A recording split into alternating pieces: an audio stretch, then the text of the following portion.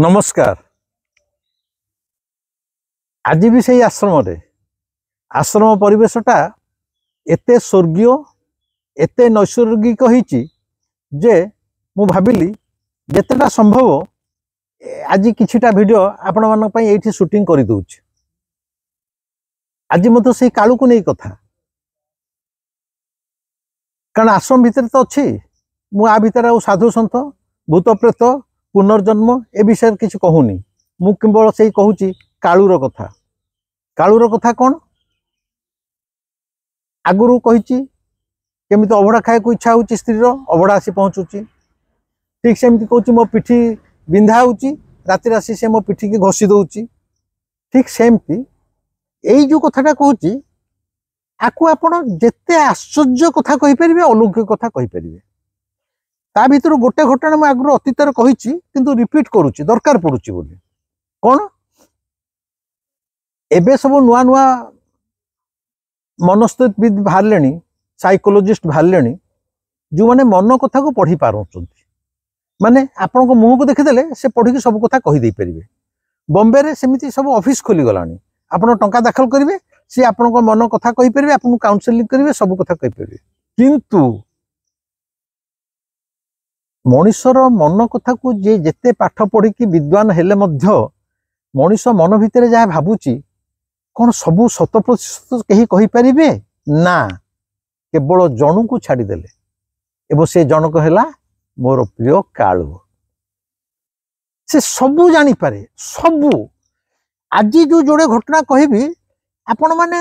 हचकित हो जिवे कौन आग प्रथम घटना कहूँ जोटा टिके रिपीट करूची आगु कही आपन मन पकईदे जानवे कालू केमती जानीपे। भुवनेश्वर मु जो घर ठी रोची मो घर सामने गोटे पार्क अच्छे मोर आज की 10-15 वर्ष कि 20 वर्ष हम मोर गोटे अभ्यास सकाळू बेलपत्र 5टा चोबेवा अभ्यास पड़ जाइए भल भी से देह पाई आपण मैंने भी जदि रोग थाऊ न थाऊ कि खाली सकाळू 5टा बेलपत्र चोबेबे तार उपकारिता आपण माने निजे जानवे मुझे भिडियो रे कहू चाहूनी। भुवनेश्वर मु पुरी जेता थी सब बेलपत्र पाए भुवनेश्वर जो अच्छी घर भड़ा पुओ नहीं मो भड़ा घर अच्छी से पार्क भितर गोटे बेल गछ अच्छी बड़ पार्कटे कांथ सीमेंटर कांथ उपर लुहार बीम सब टेकाही कहीं डेंगी जापरि से धार में बेल गछ पुराना बेल गछ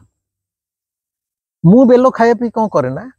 पार्क भितर को जाएनी बाहर पटो रास्ता पटो से कांथरे चढ़ी गोटे लुहा बाड़ को धरी बेलपत्र छिड़ाए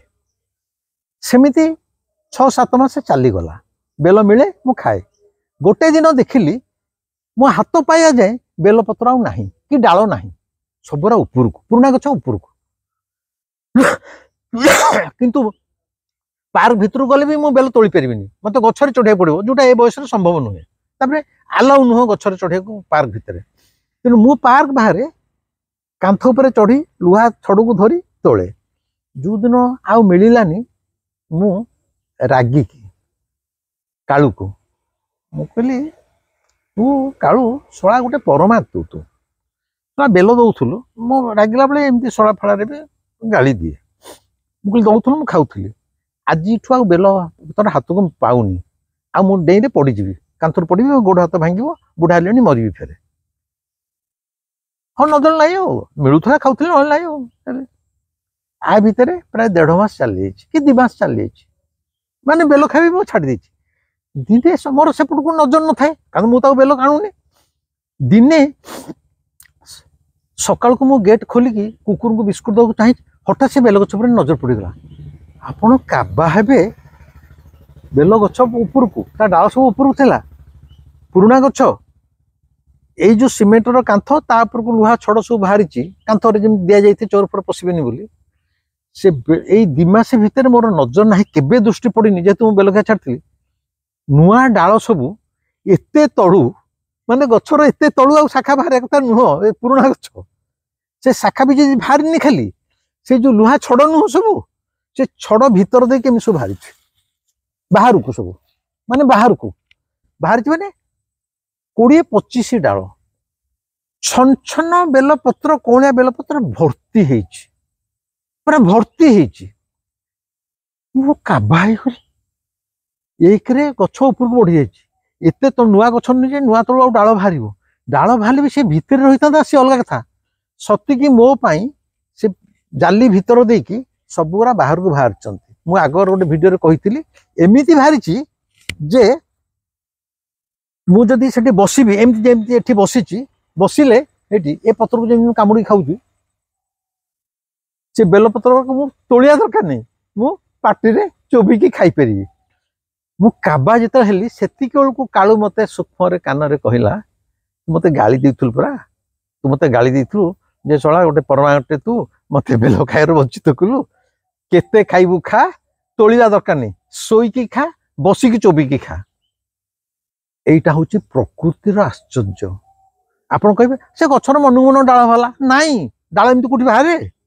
ଏବଂ ମୁଁ ଶ୍ରଦ୍ଧା ଜାଣିଲି ଯେହେତୁ ମୋର ବେଲ ଖାଇବା କଥା, କାଳୁ ଏମିତି ବ୍ୟବସ୍ଥା କଲା ଏଡେ ପୁରୁଣା ଗଛରୁ ଯୋଉଟା ତଳୁ ଡାଳ ବାହାରିବନି, ସେଟା ଖାଲି ଡାଳ ବାହାରିଲେନି, ସେମାନେ କାନ୍ଥ ବାହାରକୁ ବାହାରି ଆସିଲେ ମୋ ପାଇଁ। ମାନେ ମୁଁ ଆଉ କାନ୍ଥ ଉପରେ ଚଢିକି ବି ତୋଳୁନି, ବର୍ତ୍ତମାନ ଛିଡା ହେଇକି ତୋଳୁନି, ବସିଲେ ବି ତୋଳି ପାରୁଛି ଏବଂ ମୁଁ ରେଗୁଲାର ଖାଉଛି। ଏବଂ ଏଇଟାକୁ ଯୋଉ ଭିଡିଓରେ ମୁଁ କହିଥିଲି, ଆକୁ ଶୁଣିକି ରାଉରକେଲାରୁ ଜଣେ ଟିଚର, ଜଣେ ପୋଲିସ ଅଫିସର,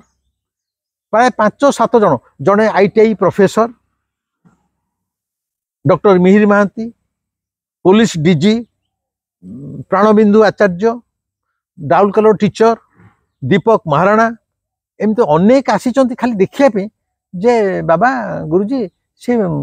କୋଉଠି ସେ ବେଲଗଛଟା ଟିକେ ଦେଖେଇଲେ, ଆପଣ କହିଥିଲେ ପ୍ରକୃତରେ। ସେମାନେ ବି ଦେଖି ଖାଲି ଅଭିଭୂତ ହୋଇନାହାନ୍ତି, ପତ୍ର ଛିଣ୍ଡେଇକି ନେଇଛନ୍ତି। ଇଏ ହେଲା କାଳୁ। ମାନେ ମୁଁ ବେଲପତ୍ର ଖାଇବାକୁ ଚାହୁଁଛି, ମାନେ ପ୍ରକୃତିର ନିୟମ ଭାଙ୍ଗି ଗୋଟେ ପୁରୁଣା ଗଛ ଏତେ ତଳୁ ଡାଳ ବାହାରୁଛି ଏବଂ ମୁଁ ଯେହେତୁ ରାସ୍ତା ପଟୁ ନଉଛି, ସେ ରାସ୍ତା ବାହାରକୁ ବାହାର କରୁଛି।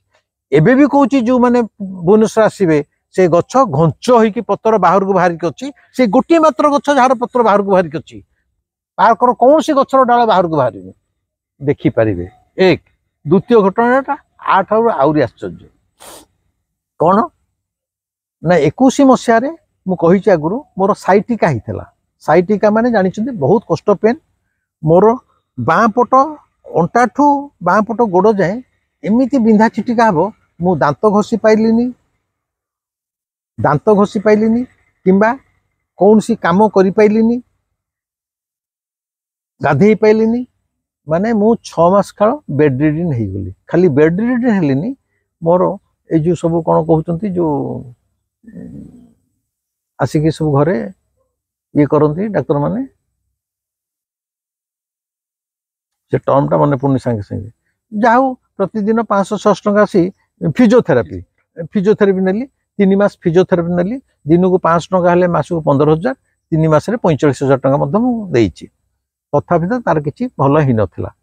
ସେ ଭିଡିଓ କଥା ମୁଁ ଏଇନେ କହୁନି, କେମିତି ଅଲୌକିକତା ଭାବରେ ମାତ୍ର 120 ଟଙ୍କାରେ ଜଣଙ୍କ ଦ୍ୱାରା ମାତ୍ର ହୋମିଓପାଥିକ ଔଷଧ ଖାଇ ମୁଁ ସମ୍ପୂର୍ଣ୍ଣ ଭଲ ହେଲି, ଯୋଉଠିକି ବର୍ତ୍ତମାନ ଯାଏ ମୋର ସାଇଟିକା ବୋଲି ଆଉ କିଛି ନାହିଁ। ସେ ଭିଡିଓଟା ମୁଁ ଆଗରୁ କହିଛି, ମୁଁ କହୁନି। କିନ୍ତୁ ଯୋଉ ଭଦ୍ରଲୋକ ଯାହାଙ୍କୁ ପ୍ରାୟ ପାଖାପାଖି 85-87 ବର୍ଷ ହବ, ଯିଏ ମତେ କହିଲେ ସେ ଗୋଟେ ଅଲୌକିକ ଘଟଣା, ସେଇଟାକୁ ମୁଁ ଏଇନେ ରିପିଟ୍ କରୁନି। ସେ କହିଲେ ଏଇ 2ଟା ଔଷଧ 3 ଦିନ ଖାଆନ୍ତୁ, ଭଲ ହେଇଯିବେ। ମୁଁ 120 ଟଙ୍କାର ହୋମିଓପାଥି କିଣିଥିଲି, 3 ଦିନରେ ଯୋଉ ଭଲ ହେଲି, ଆଜି ଯାଏ ମୋର ସାଇଟିକା କିଛି ନାହିଁ। ସେଇଟା ମଧ୍ୟ କାଳୁର କରୁଣା।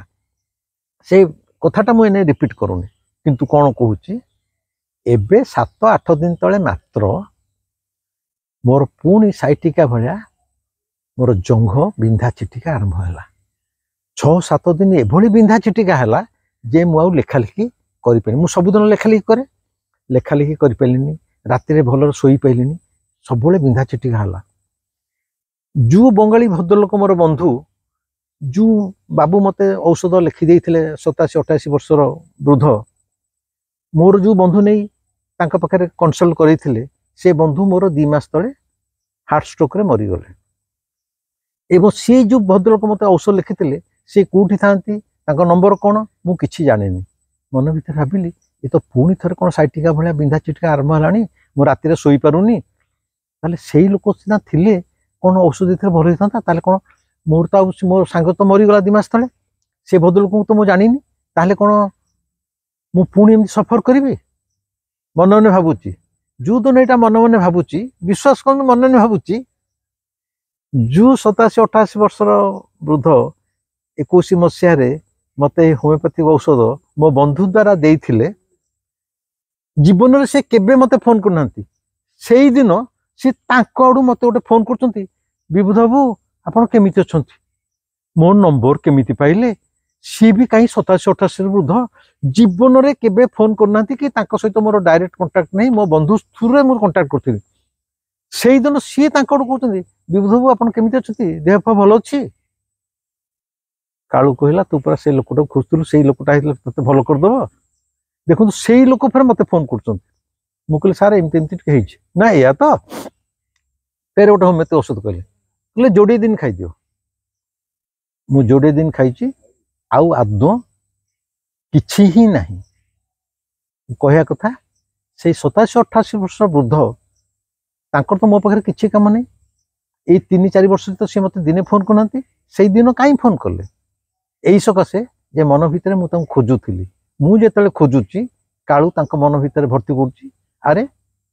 मोर बंधुर आवश्यक पड़लानी तू ताको के फोन करी पचारे एडा जीवन में बहुत छोट छोट कथा किंतु मोर जो समस्या करा जेमते हल्का रे कालू दूरे दउची